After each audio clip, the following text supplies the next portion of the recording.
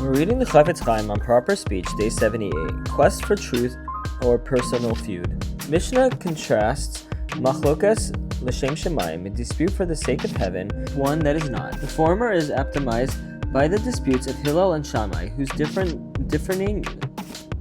views in the matter of halacha are currently studied and pondered generation after generation as an eternal competence of the oral law.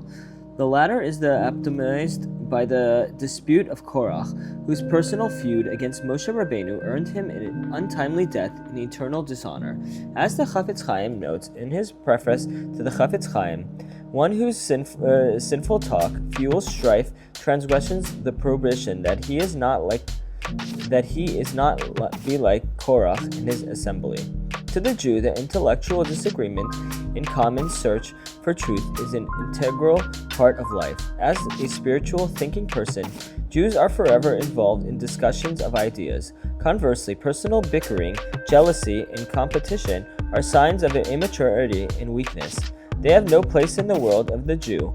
The difficulty, however, lies in the tendency to transform every dispute into an ideological one. Korach, too, came with a philosophy that all Jews are equal and holy.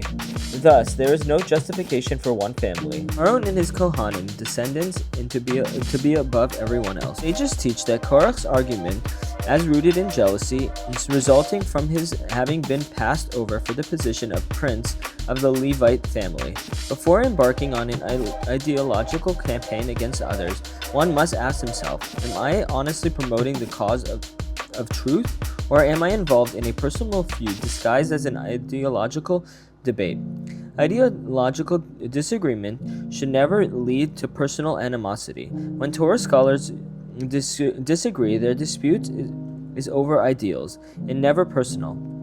When a scholar is involved in a dispute, his followers must be careful not to become involved in the matter that is not their own.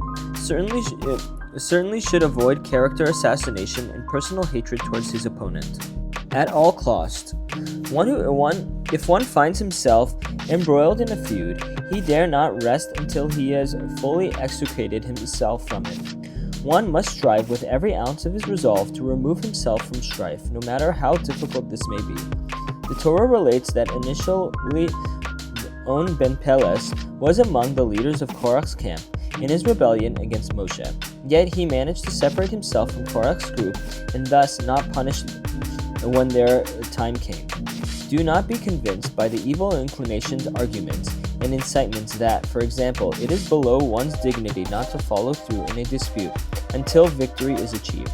Better to experience embarrassment in this world than to be shamed in the world above, in the presence of the entire heavenly assembly.